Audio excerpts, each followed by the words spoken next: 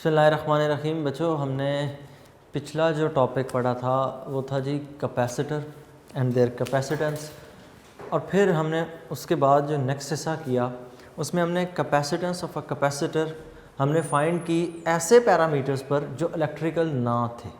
मतलब इस बात का ये है कि हमने जब सबसे पहले जो डिफ़ाइन किया वो था जी कैपेसिटर क्या होता है। Capacitor is a device that is used to store charge. एक डिवाइस है जो चार्ज को स्टोर करती है। फिर इसमें नेक्स्ट हमने जो चीज़ डिस्कस की वो ये थी कि एक कैपेसिटर कितना चार्ज स्टोर करता है।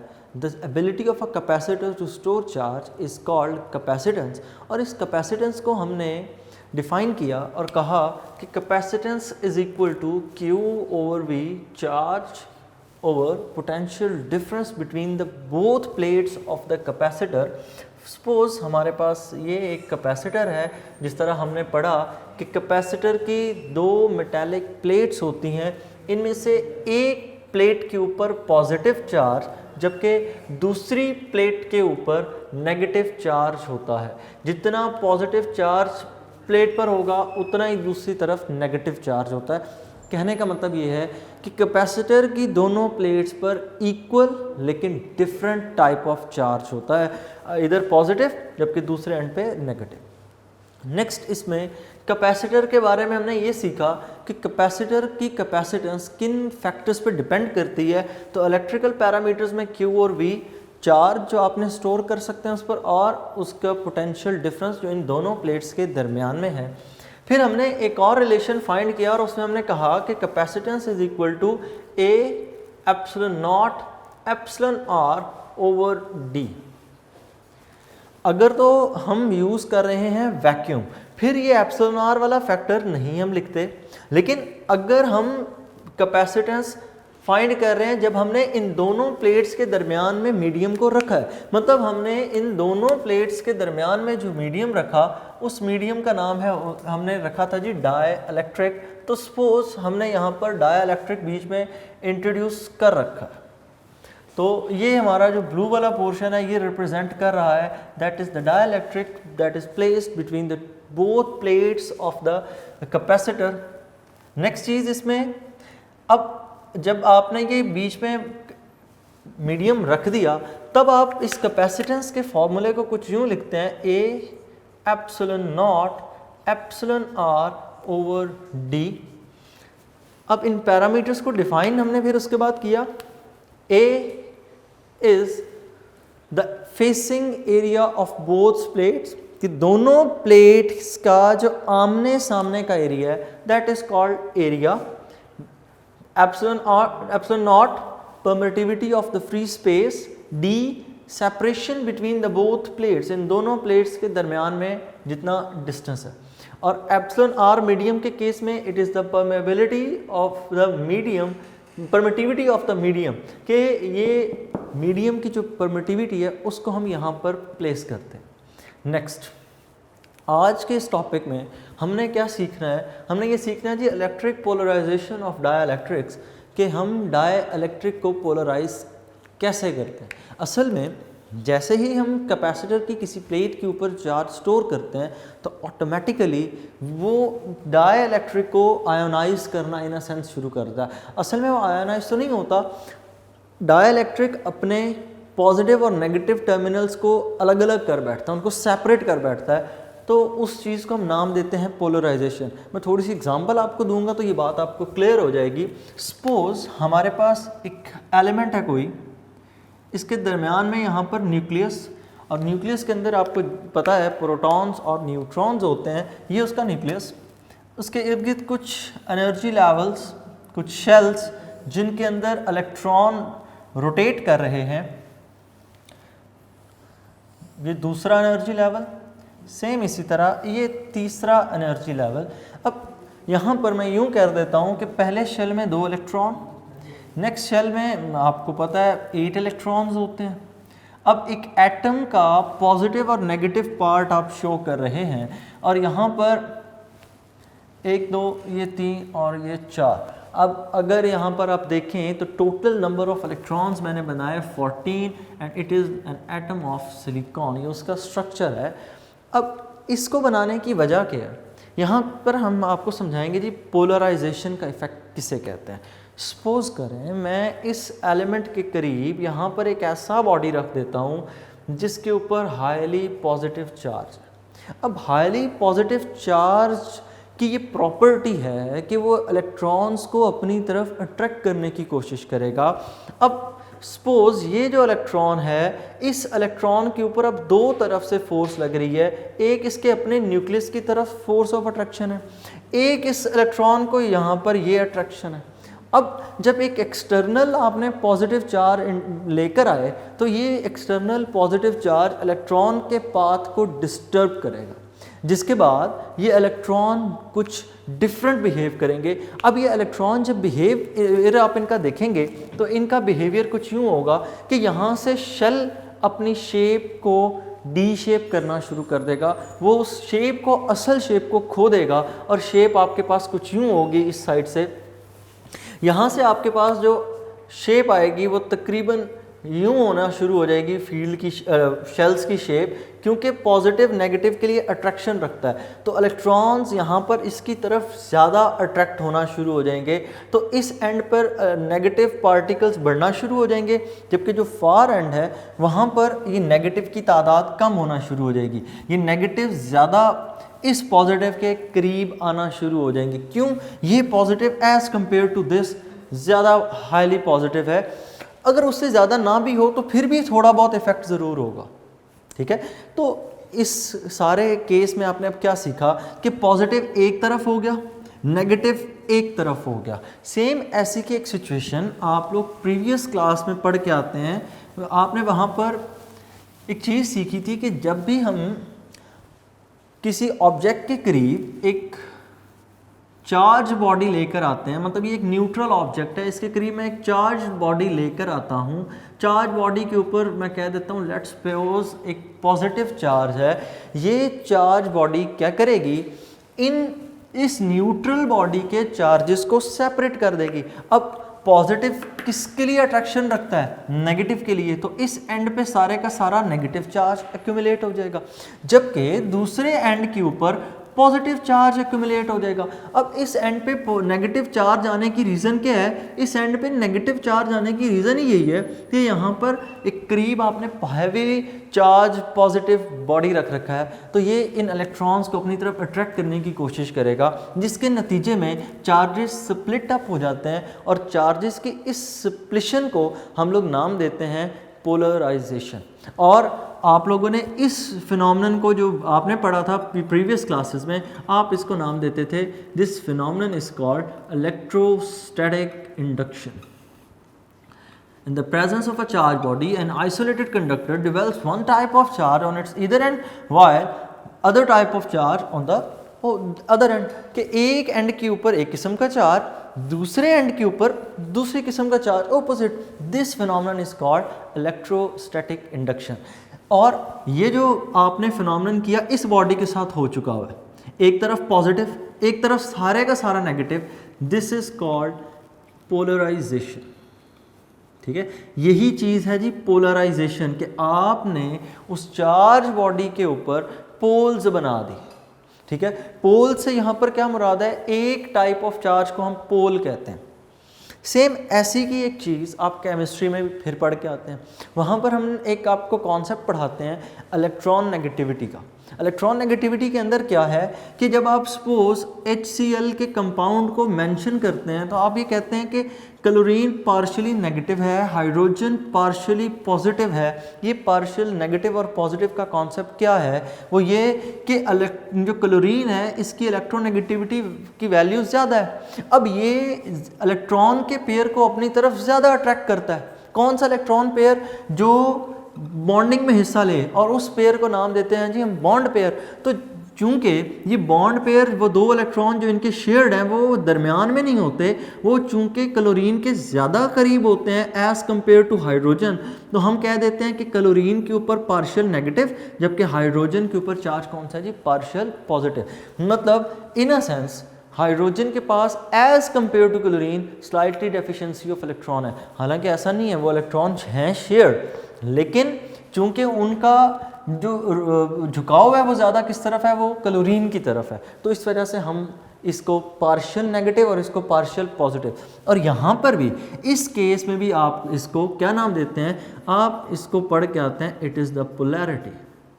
और आज हम उसी चीज़ को, पोलैरिटी को कुछ यूँ डिफाइन कर रहे हैं, हम उसको नाम क्या दे रहे हैं जी, इट इज़ कॉल्ड पोलराइजेशन। तो सेम यही बात अब यहाँ पर अप्लाई करेंगे तो क्या होगा। अब आप देखें कि इस प्लेट के ऊपर पॉजिटिव चार्ज, इस प्लेट के ऊपर नेगेटिव चार्ज, दरमियान में यहाँ पर डाइलेक्ट्रिक पड़ा है। अब पॉजिटिव अट्रैक्शन किसके लिए रखता है, नेगेटिव, जिसकी वजह से यहाँ पर इस डाइलेक्ट्रिक के इस एंड पर नेगेटिव चार्ज आना शुरू हो जाएगा। अगर नेगेटिव यहाँ होगा तो साथ यहाँ पर पॉजिटिव चार्ज भी तो दूसरे एंड पर होगा, तो इस एंड पर आपने करा दी पोलराइजेशन, जिसके नतीजे में पोल्स, वो एटम कुछ यूं डिवाइड हो जाएगा। यूं आपकी बुक पर भी इसको शो किया गया है, एंड सो ऑन, सारे के सारे आप यूं ही ड्रॉ कर सकते हैं। नेक्स्ट, इसमें दूसरे एंड पर आ जाए। दूसरे एंड पे चार्ज है इस प्लेट पर नेगेटिव। अब नेगेटिव प्लेट अट्रैक्शन किसके लिए रखेगी, ऑब्वियसली वो डाइलेक्ट्रिक के पॉजिटिव पार्ट को अपनी तरफ अट्रैक्ट करने की कोशिश करेगी। तो इस एंड पर सारे का सारा पॉजिटिव चार्ज रह जाएगा, जबकि अगर यहाँ पॉजिटिव है तो इसके फार एंड पे कौन सा होना चाहिए, यहाँ पर नेगेटिव हो जाएगा। और नेगेटिव आगे फिर किससे अट्रैक्शन रखता है, पॉजिटिव से। तो ये इन अ सेंस एक बात कंप्लीट होती है। तो यूँ आप कह सकते हैं कि आपने पूरे के पूरे डाइलेक्ट्रिक को पोलराइज कर दिया। अब जब हमने कल टॉपिक शुरू किया था ना, प्रीवियस लेक्चर को अगर हम ज़हन में रखें, तो हमने ये बात पढ़ी थी कि कैपेसिटर की कैपेसिटेंस को बढ़ाने के तरीक़ेकार में एक तरीका ये भी है कि आप एक अच्छा डाइलेक्ट्रिक बीच में प्लेस करें। अच्छा डाइलेक्ट्रिक किस तरह से फ़ायदेमंद होता है, तो अच्छा डाइलेक्ट्रिक यहाँ पर हमारे काम आता है, क्योंकि जितना अच्छा डाइलेक्ट्रिक होगा उसमें पोलराइजेशन इफ़ेक्ट उतना ज़्यादा क्रिएट होगा, और जितना ज़्यादा पोलराइजेशन इफ़ेक्ट होगा, ये नेगेटिव पॉजिटिव के लिए जब अट्रैक्शन बनाएगा, तो दरमियान में जो फील्ड है जो इस पॉजिटिव प्लेट का इस नेगेटिव प्लेट के साथ है। मैं बेसिक डायग्राम फिर बना दूं, ये वो नेगेटिव प्लेट थी, पॉजिटिव प्लेट थी कैपेसिटर की, ये नेगेटिव प्लेट कैपेसिटर की आ गई। इन दोनों के दरमियान में एक फील्ड सेटअप हो जाएगा। जब आप इनको कनेक्ट करें, इसको डिज़ाइन करेंगे और चार्ज प्रोवाइड करेंगे कैपेसिटर को, तो इन दोनों के दरमियान में एक इलेक्ट्रिक फील्ड बनेगा।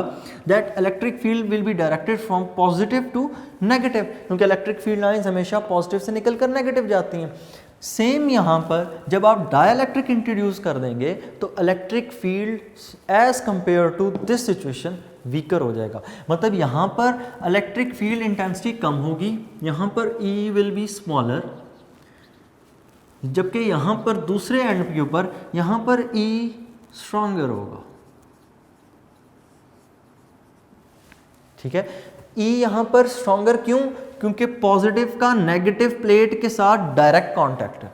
यहाँ पर पॉजिटिव का डायरेक्ट इफेक्ट नेगेटिव पे नहीं है, पॉजिटिव का कुछ इफेक्ट इस नेगेटिव की वजह से भी कैंसल आउट हो रहा है सही, पॉजिटिव से नेगेटिव इफेक्ट है, बिल्कुल है, लेकिन ये नेगेटिव इफेक्ट उसको सप्रेस कर रहा है, उस इफेक्ट को कम कर रहा है। अब जब वो कम हो जाएगा तो E की वैल्यू कम हो जाएगी। जब आपने बीच में मीडियम नहीं रखा, सिर्फ वैक्यूम का केस है, तब E विल बी स्ट्रॉन्गर। और इस चीज़ को फिर हमने प्रूफ किया, हमने ये बात कही कि C वैक्यूम के केस में, ये जो आपने फॉर्मूला लिखा था, C वैक्यूम के केस में चूंकि ये फैक्टर कम होता है तो कैपेसिटेंस भी कम होती है। एप्सिलॉन आर के केस में ये फैक्टर इंक्रीज कर जाता है, तो इसकी वजह से capacitance when medium is placed ये बढ़ जाती है। अब इसी चीज़ को यहाँ पर अप्लाई करें तो यहाँ से हमें कैसे पता चलता है कि कैपेसिटेंस चेंज हो रही है, तो यहाँ पर हम यूँ कह सकते हैं कि E कम हो रहा है। E का रिलेशन किसके साथ है, E is equal to V over D। ये फॉर्मूला पोटेंशियल ग्रेडियंट का, electric field as a potential gradient, electric intensity as a potential gradient, तो E is equal to V over D। अब यहाँ पर V की वैल्यू कम है, E की value कम है, तो V की वैल्यू भी कम होगी। ठीक हो गया, क्योंकि दोनों का डायरेक्ट रिलेशन है। E यहाँ पर स्मॉलर है, इसका मतलब V भी क्या हो जाएगा, कम। कैपेसिटेंस का फॉर्मूला देखते हैं, Q ओवर V, V कम हो रहा है मीडियम के केस में। ये कैपेसिटेंस कौन सी है जी, मीडियम के केस में V कम हो गया, कैपेसिटेंस ज़्यादा होगी, डिनोमिनेटर फैक्टर कम हो रहा है, न्यूमिनेटर बढ़ जाएगा। फिर देख लें E is equal to V over D, electric field intensity as a potential gradient, E is equal to V over D. हमने यहाँ से बात की कि E स्मॉलर है, इलेक्ट्रिक फील्ड इंटेंसिटी इस केस में कम है।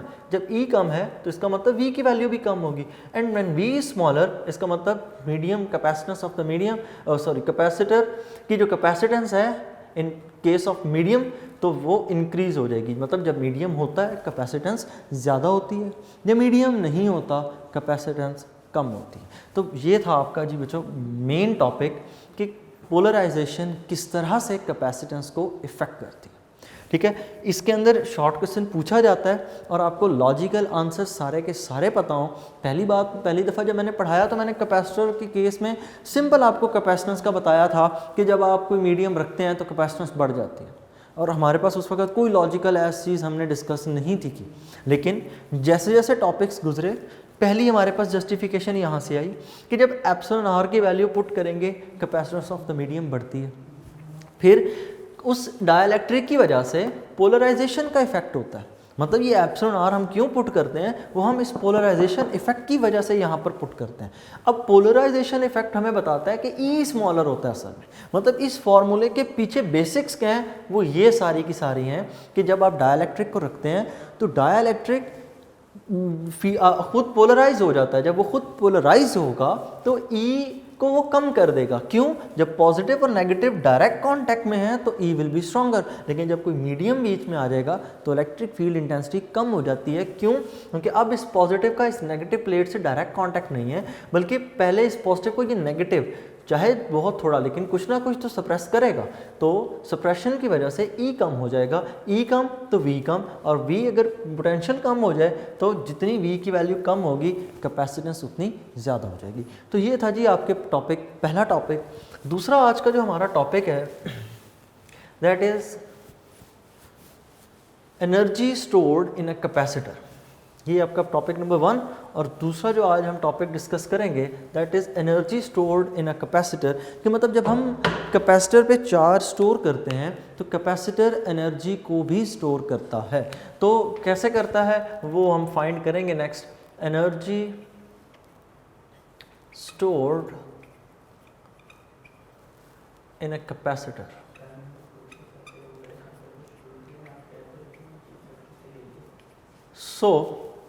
अब इस टॉपिक में क्या है कि हमने एक कैपेसिटर है हमारे पास, अब अंडरस्टूड है वो सारी चीज़ें कि इनके दरमियान में एक डाइलेक्ट्रिक होगा, व्हाट्सएवर द सिचुएशन इज़। ये हमने एक कैपेसिटर डिज़ाइन कर लिया, इनकी दोनों प्लेट्स के दरमियान में एक डाइलेक्ट्रिक है। हमने इनको ज्वाइन कर दिया, इस कैपेसिटर को बैटरी के पॉजिटिव टर्मिनल के साथ। हमने इसको ज्वाइन कर दिया बैटरी के पॉजिटिव और नेगेटिव टर्मिनल्स के साथ, जस्ट लाइक दिस कि आप यहाँ पर इंट्रोड्यूस कर दें। ये जी एक बैटरी है, positive positive and negative terminals. यहाँ पर हम इंट्रोड्यूस कर रहे हैं एक स्विच। अभी स्विच ऑफ है, बैटरी जो वोल्टेज यहाँ पर पोटेंशियल डिफरेंस प्रोवाइड करेगी वो बाद की बात है कि कितना प्रोवाइड करेगी। इस वक्त जो सिचुएशन है वो ये कि इस कैपेसिटर पे जो चार्ज स्टोर है दैट इज़ ज़ीरो। इस कैपेसिटर पे जब चार्ज ज़ीरो है तो पोटेंशियल की वैल्यू भी ज़ीरो। पोटेंशियल डिफरेंस तभी क्रिएट होता है जब दो ऑपोजिट चार्जेस हों। जब चार्ज ही कोई नहीं, जब चार्ज ही नहीं होगा तो V की वैल्यू भी कितनी होगी? ज़ीरो। और ये बात हम जानते हैं Q is directly proportional to V। जब चार्ज ही नहीं है तो V भी ज़ीरो होगा। चार्ज बढ़ेगा, पोटेंशियल डिफरेंस ऑटोमेटिकली बढ़ता जाएगा। तो शुरू पर V की जो पोटेंशियल की इनिशियल वैल्यू है दैट इज़ ज़ीरो। अब इस कैपेसिटर को चार्ज करना शुरू करें। आप इसको बैटरी के स्विच के साथ, जो बैटरी के साथ जो स्विच है इसको ऑन कर दें। बैटरी के साथ स्विच को ऑन करने पर अब चार्ज इंड्यूस होना शुरू हो जाएगा ग्रेजुअली। एक तरफ नेगेटिव जबकि दूसरे एंड पे पॉजिटिव। अब जब चार्ज इस बैटरी ने इस कैपेसिटर के ऊपर प्रोड्यूस कर दिया, उसके पास स्टोर करवा दिया, तो यहाँ पर भी एक बात कि किस तरह होता है, मैं फिर से ये बात आपको बता दूँ। नेगेटिव टर्मिनल से इलेक्ट्रॉन मूव करेंगे और इस प्लेट के ऊपर इलेक्ट्रॉन्स डिपॉजिट किए जाएंगे, मूव करके ट्रांसफ़र करवाए जाएंगे। जबकि इस प्लेट से इलेक्ट्रॉन्स को रिमूव करवा के बैटरी के नेगेटिव पॉजिटिव टर्मिनल पे लाया जाएगा, क्योंकि बैटरी की पॉजिटिव जो प्लेट है ये इलेक्ट्रॉन डेफिशिएंट है और ख़ुद ब खुद इलेक्ट्रॉन्स यहाँ से मूव करेंगे। जब इलेक्ट्रॉन्स इस प्लेट से मूव कर जाएंगे तो इस प्लेट के ऊपर पॉजिटिव चार्ज होगा, because this plate has deficiency of electron. और इस प्लेट पे चूंकि इलेक्ट्रॉन्स ऐड हो रहे हैं तो it has excess of electron. यूँ इस प्लेट पर नेगेटिव, जबकि इसके सामने वाली प्लेट पर पॉजिटिव चार्ज आ जाएगा। थोड़ी देर बाद कैपेसिटर फुल चार्ज हो गया। कैपेसिटर फुल चार्ज होने पर जो फाइनल पोटेंशियल क्रिएट करता है that is V F is equal to V। जो फाइनल पोटेंशियल क्रिएट हुआ that is equal to V। अब हमने फाइंड करना है टोटल एनर्जी कितनी स्टोर हुई।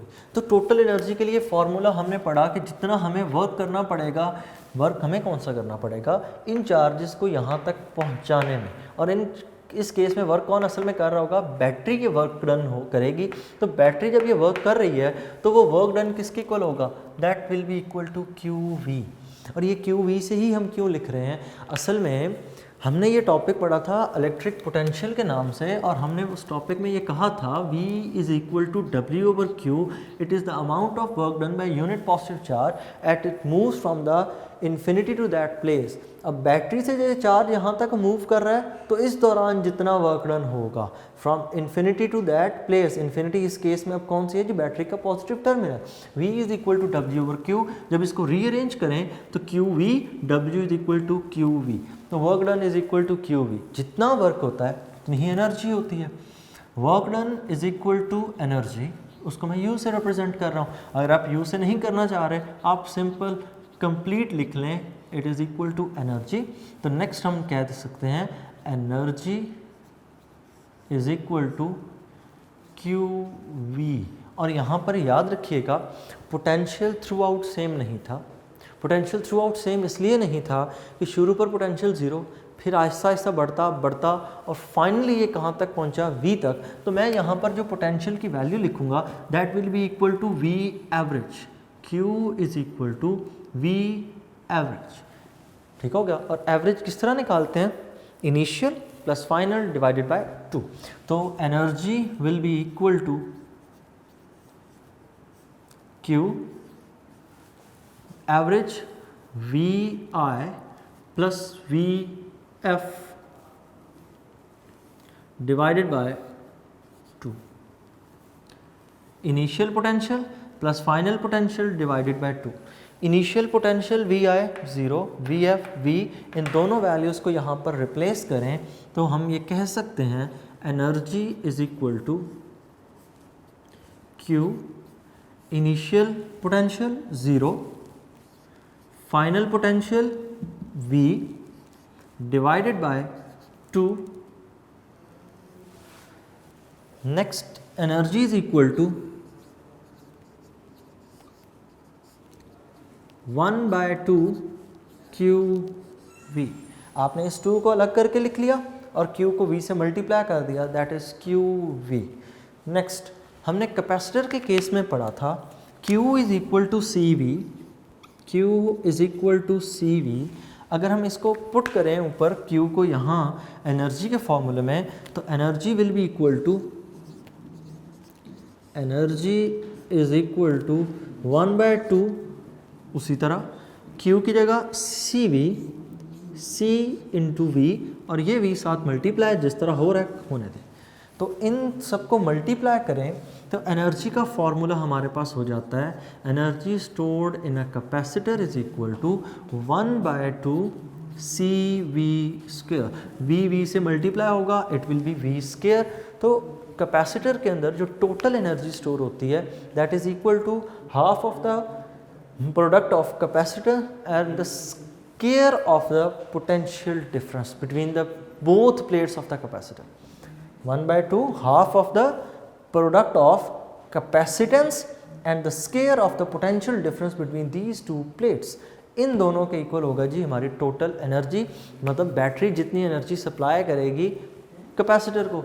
और जितनी बैटरी ने एनर्जी सप्लाई की वही एनर्जी इस पर स्टोर होगी। According to law of conservation of energy, energy can neither be created nor be destroyed. तो जितनी एनर्जी बैटरी ने सप्लाई की उतनी वहाँ पर पहुँचेगी।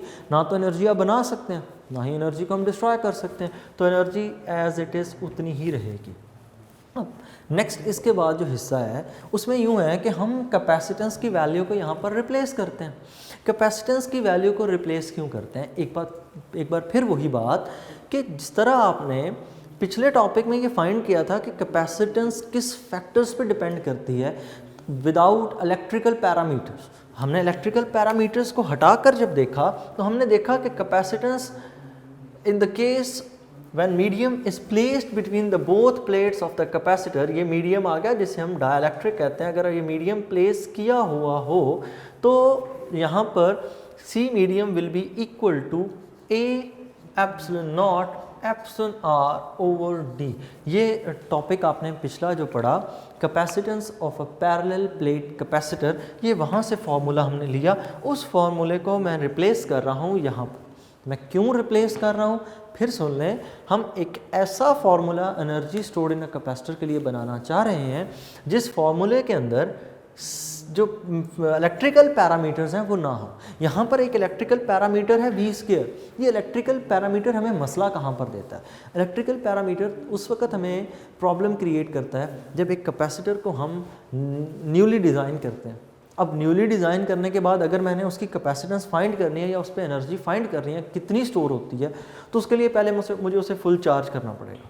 मैं V की वैल्यू पुट करूँगा, C की वैल्यू पुट करूँगा, तब जाके एनर्जी कैलकुलेट होगी। तो अब कोई ऐसा तरीक़ेकार होना चाहिए कि हम कैपेसिटर को डिज़ाइन करें, डिज़ाइन करते साथ उसके एरिया, साइज़, लेंथ, शेप को देख कर हमें पता चल जाए उसकी कैपेसिटेंस कितनी है। तो इस वजह से हमने ऐसा बनाना होता है फॉर्मूला, जैसे हमने यहाँ पर किया। देखिए कोई इलेक्ट्रिकल पैरामीटर नहीं है, सिंपल। एप्सिलॉन R एक कांस्टेंट है, एप्सिलॉन नॉट एक कांस्टेंट है, A area, the facing area of the both plates, में फिर रिपीट कर रहा हूँ, D उन दोनों प्लेट्स के दरमियान में सेपरेशन है। तो इस C मीडियम को मैं यहाँ पर पुट कर रहा हूँ। अगर हम यहाँ पर इसको पुट करें तो energy will be equal to, energy is equal to 1/2 C की value, C is equal to A epsilon not epsilon R over D। C की वैल्यू यहाँ पर पुट हो जाएगी A epsilon not epsilon R over D, और ये V square as it is साथ अभी भी लिखा हुआ है। ठीक हो गया? इस V स्क्वायर को अभी हम चेंज नहीं कर रहे। नेक्स्ट चीज़ यहाँ पर energy is equal to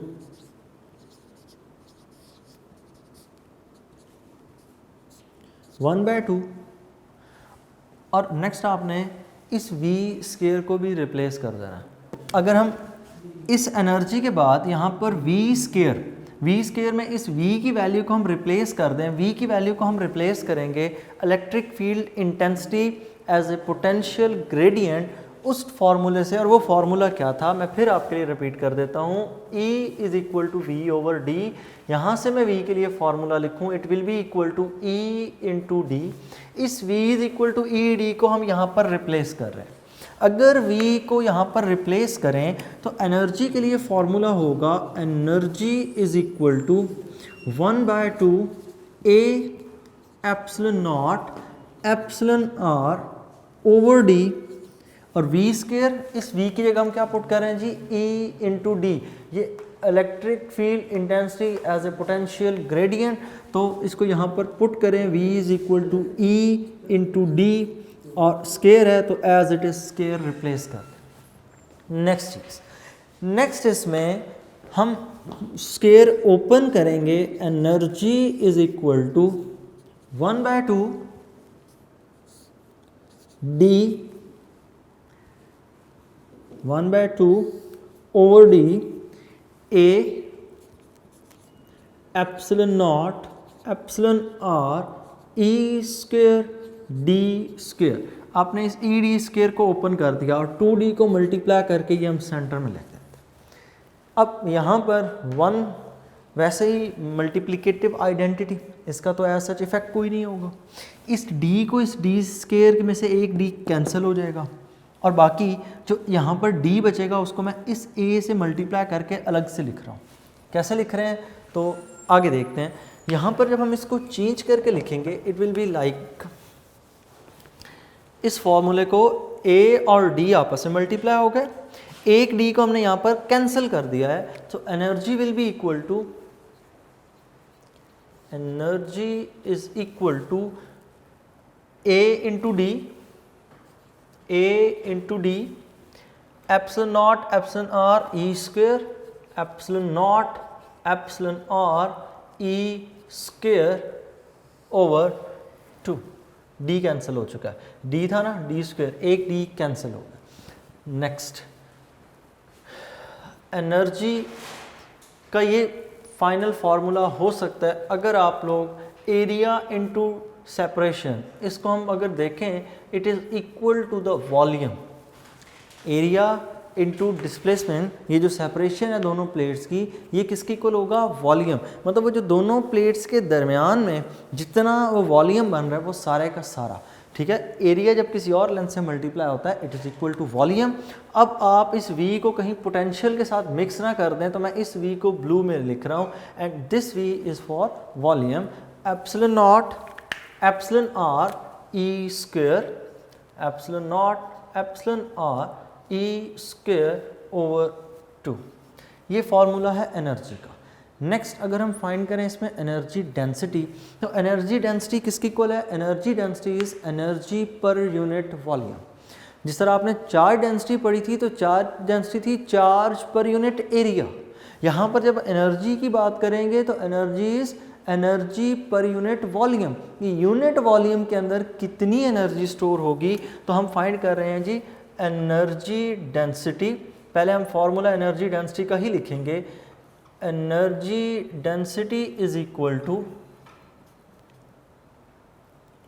energy density is equal to energy per unit volume, energy divided by volume. Values replace करें तो energy density is equal to, energy density is equal to energy volume epsilon not epsilon R E square over 2।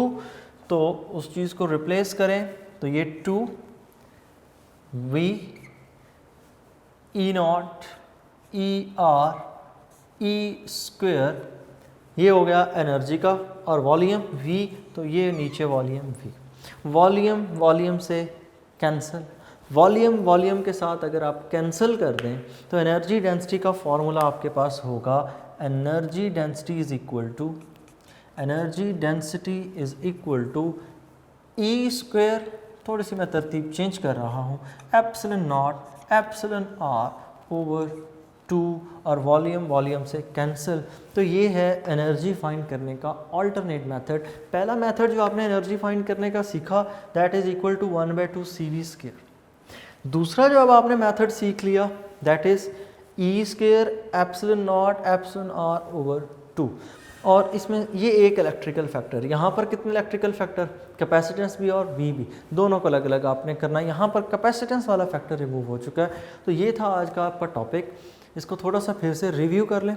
सबसे पहले आपने start करते वक्त diagram में ये explain करना है कि शुरू पर आपने जो इस कैपेसिटर के ऊपर चार्ज है दैट इज़ 0, अभी कैपेसिटर आपने न्यूली डिज़ाइन किया, दोनों प्लेट्स को आपने बैटरी के टर्मिनल से ज्वाइन किया, स्विच इस वक्त ऑफ है, यहाँ पर कोई चार्ज नहीं, तो इनिशियली जो चार्ज होगा वो 0 होगा और initial potential will be equal to 0। जब इनिशियल पोटेंशियल 0, उसके बाद आप इस स्विच को ऑन कर दें, आहिस्ता आहिस्ता इस प्लेट के ऊपर चार्ज स्टोर होना शुरू हो जाएगा, और जब चार्ज स्टोर होगा it will develop a potential difference between these 2 plates, और जब ये पोटेंशियल डेवलप हो जाए तब एनर्जी स्टोर होना शुरू हो गई। जैसे ही चार्ज स्टोर होगा पोटेंशियल डेवलप हो जाएगा। According to the basic relation of the capacitor, Q is directly proportional to V, जैसे ही थोड़ा सा चार्ज आप प्लेट्स को डिपॉजिट करेंगे उसी वक्त थोड़ा सा पोटेंशियल डिफरेंस आ जाएगा, और जैसे जैसे चार्ज बढ़ता जाएगा पोटेंशियल वैसे वैसे इंक्रीज होता जाएगा। सो अब हमने फाइंड करनी नेक्स्ट एनर्जी। तो एनर्जी को फाइंड करने के लिए W is equal to QV, W यहाँ पर वर्क, और कोई बॉडी उतना ही वर्क कर सकता है जितना उसके पास एनर्जी हो। तो energy is equal to work और energy Q is Q V, और यहाँ पर आपने जो V पुट करना है, पोटेंशियल पुट करना है, that is the average value of the potential. Initial value 0 है, फाइनल वैल्यू V है। एवरेज पुट करने की रीज़न ये है कि थ्रू आउट द चार्जिंग, जब तक कैपेसिटर को आप एनर्जी स्टोर करवाते रहे उस पर, तो उस सारे के सारे केस के अंदर आहिस्ता आहिस्ता पोटेंशियल इंक्रीज होता गया। जब पोटेंशियल इंक्रीज हो रहा है तो आप पोटेंशियल की कोई फिक्स वैल्यू नहीं पुट करते, बल्कि एक average value initial plus final divided by 2, initial value 0, final value V F is equal to V. Simplify किया 1/2 क्यू वी, कैपेसिटर की equation Q is equal to C V, Q को यहाँ पर replace करें C V multiply V square, तो 1/2 C V square. C capacitance when medium is placed A epsilon not epsilon R over D. अब यहाँ पर V को हमने पुट कर दिया ED, V को ED कहाँ से पुट किया, electric field intensity as a potential gradient E is equal to V over D, D को लेफ्ट साइड पर multiply V is equal to ED, तो उसको हमने यहाँ पर रिप्लेस कर दिया। नेक्स्ट यहाँ पर इन दोनों को आपने स्केयर को ओपन करना, स्केयर ओपन करने के बाद सिंप्लीफिकेशन के नतीजे में आप पहुँच गए यहाँ तक।